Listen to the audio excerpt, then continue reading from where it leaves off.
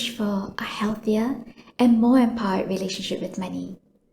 If so, today's episode is for you.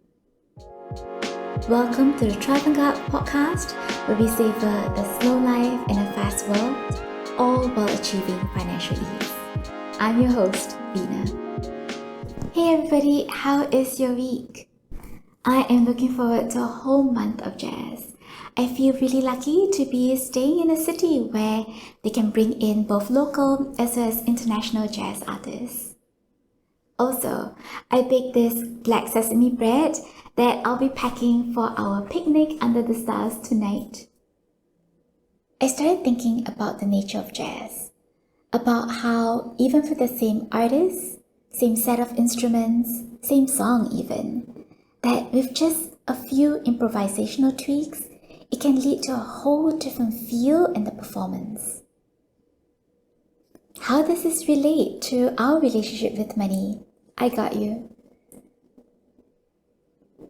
We think that to make a huge difference in our relationship with money, we have to make big changes. But I've got good news. For this technique that I'll be sharing with you today, it just requires making a small but powerful tweak. And this technique is called the money metaphor. First, it helps to know where you are now and how you think about money. Lots of people have different thoughts in how they think about money, and that influences their relationship with it. Let's have a listen to a few, shall we? Have you heard people say this? Money is power. Money represents freedom. Money is the root of all evil. Now, all these are money metaphors. These representations and associations that you have with money will directly influence your relationship with it. So know this, my friend. You can have a vastly different result in your relationship with money by just changing your money metaphor to something that serves you in the pursuit of your life goals. Now, I've talked about the steer tool before, where S, a situation gives rise to T, thoughts, which then trigger E, emotions, which then influence E, the execution of an action that has an impact on R, results. Now, the steer tool is indispensable as a first response when you are encountering an obstacle. If you want to know more about the steer tool, you can download the link in the show notes below. I want you to think of a metaphor which you may have consciously or unconsciously used in your relationship with money. Now, from a very young age, we have been exposed to different people's thoughts that we pick up. Now, some of these thoughts about money may or may not be serving you, although they may be working well for the person that you picked it up from. Today, we get to decide on a new money metaphor that will be much healthier and more empowering in your relationship with money. So I'll go first to share an example of a money metaphor that works for me. So I think of money as my employees. Every dollar has a job to do to help me in creating my desired slow life. It's just like how employees help to build an organization and they work in service to further an organizational goal. What do you think could be your own money metaphor? In crafting your own money metaphor, I'm going to share with you 3 tips. 1. What kind of helpful associations can your money metaphor bring up for you? Earlier, I talked about how every dollar has a job, and later on, I'll be talking about work review and how it can be applied to money. So let's expand first on the idea of money having its own job scope. So I deploy them to the different departments. There is the security department, so that's my savings. Then there is the growth department, those are my investments. And of course, there is the joy department, those are part of my spending. So my job is to allocate them optimally across all the different departments in order to help me achieve my life goals. Back when I was in the accumulation phase of my money journey, whenever my paycheck comes in, the money is whisked off to the different departments. Some will be automatically whooshed off into investments and the rest split between savings and spending. So thinking about money as my employees helped to bring up all these different associations with work review, and departments. And these ideas help me to guide my actions into how I want to manage my money. Now for the second money metaphor tip, you might want to see what kind of emotion do you want to have in your relationship with money. I know that for many of us, there is a resentful relationship with money. We feel that our bank account dictates where we work, what we work on, who we work with. So if you think of money as your boss, then it results in a much more disempowered way in your relationship with money. Let me share with you an example. So I use the metaphor of money as my employees. There's another common metaphor, which is money is a tool.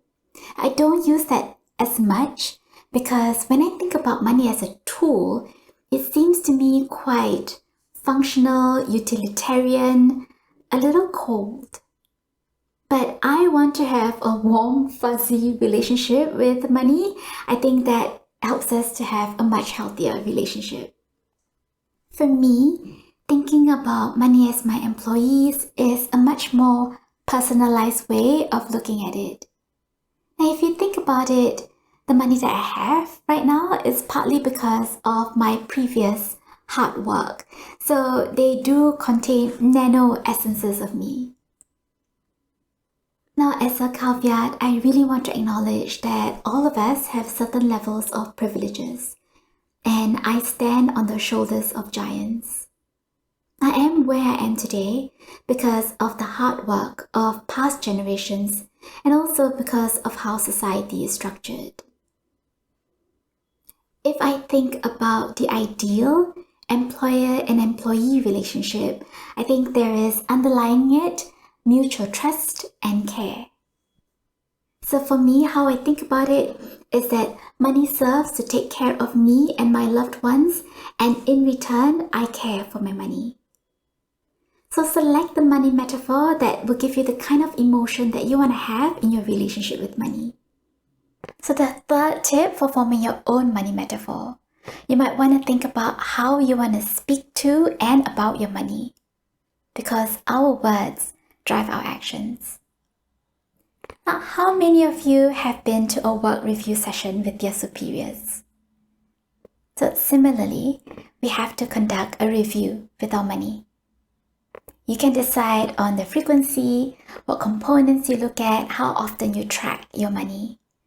Now, for me, I keep it simple. I track my net worth at least twice a year. Because I'm in the maintenance mode rather than accumulation phase of my money journey, as long as the figures are stable, I generally leave money alone to do their job. So I try not to micromanage them. So they do their job, I live my life. In a work review, you wouldn't love to hear language like, you're not enough or you're underperforming. But this is exactly what some of us say about our money. Oh, money's not enough, or my investments underperformed. So instead of judging money, why not practice curiosity? You can ask questions like, have I educated myself enough in the skills to manage my money? Have I deployed money accurately across the different departments? If my money is struggling in any department, do I give them more support to succeed? So let's say the market value of an investment falls. Do I give money time to just sort itself out? Or do I deploy more of their friends into the investment so as to average down? Or do I take them out and redeploy them to another department? What about spending? Is my spending giving me joy? Does the current amount in my savings give me security? Just like a work review, you are creating a touch point so that your money and you are aligned in meeting your life goals. So rather than judging your money and getting into blame and shame, why not try curiosity? It puts you in a state where you can ask questions that leads to certain actions that you can take so that you can be proactive with your money. So now I'd like to invite you to think about a money metaphor that will work for you. What will give you a much healthier and more empowering relationship with money? So again, here are the 3 tips and questions you can ask yourself as you're trying to construct your own money metaphor. 1. What kind of helpful associations can your money metaphor bring up for you? 2. What kind of emotions do you want to have driving the relationship between you and your money? 3. What kind of language and how do you want to speak to and about your money? I love to read about all the money metaphors that you come up with, so do type them down in the comments below. Have an amazing week, my friends, and I'll see you in the next episode. Thank you for listening to today's episode. If you want to learn more about how to savor the slow life in a fast world, all while achieving financial ease, go to thriveandguard.com. Get access to my free playbook where you can get the tools and thought-provoking exercises also found in the show notes. These powerful tools and exercises will help you step into the next avant-garde version of you, with the woman on the path to creating her greatest masterpiece, the life that she deeply desires.